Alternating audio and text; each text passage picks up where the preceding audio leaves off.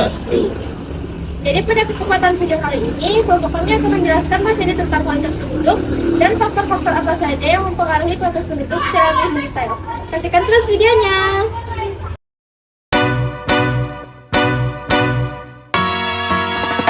Balls hanging low while I pop a bottle off of your chain swinging, clang clang, and it costs a lot. Bitch, I'm always at the guala, yeah, and you are not badass beat. Keep on going till you hit the spot. Whoa, I'm a big bag hunter with the bow. She got a big bed, number drop it low. Mama called me and she happy with the grow. Never ever fall for a body that's a no. Just pop the Kenny about a million options. So just talking to stop doing agreement.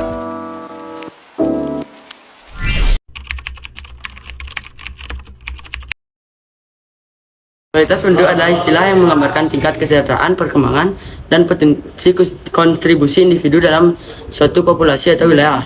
Ini mencakup berbagai faktor yang mempengaruhi kehidupan dan kondisi individu seperti pendidikan, kesehatan, ekonomi, lingkungan, sosial, dan budaya.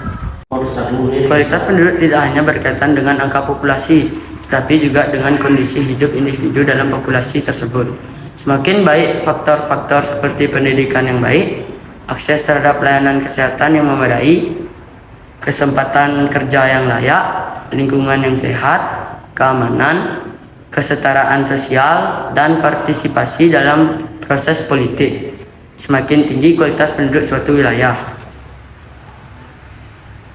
Oleh karena itu, perbaikan kualitas penduduk sering menjadi tujuan utama dalam pembangunan sosial dan ekonomi, dengan upaya untuk meningkatkan faktor-faktor yang mempengaruhi kualitas hidup individu dan masyarakat secara keseluruhan. Tentu, mari kita bahas lebih mendalam tentang faktor-faktor yang mempengaruhi kualitas penduduk secara lebih mendetail.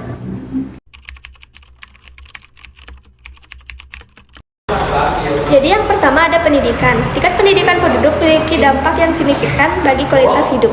Pendidikan yang baik membuka pintu untuk pekerjaan yang lebih baik, penghasilan yang lebih tinggi, dan kemampuan untuk mengambil keputusan yang lebih baik dalam kehidupan sehari-hari.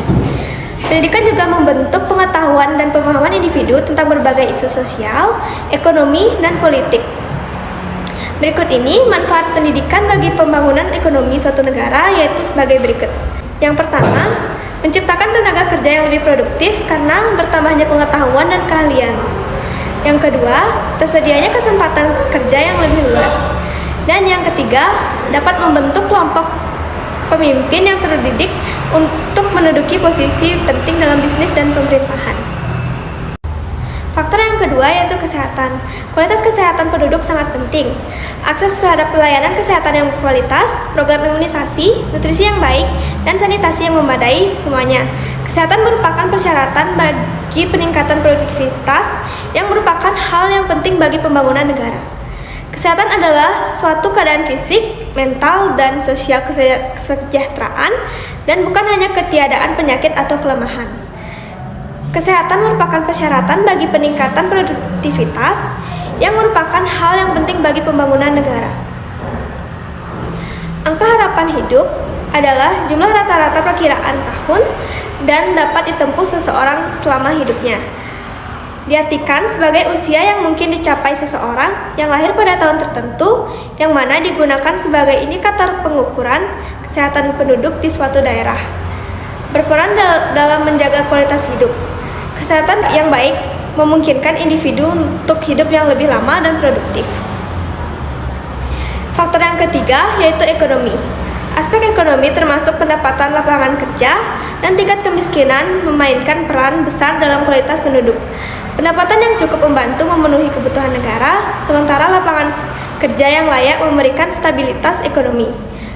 Pengurangan kemiskinan berkontribusi pada pengurangan tekanan finansial dan peningkatan kualitas hidup.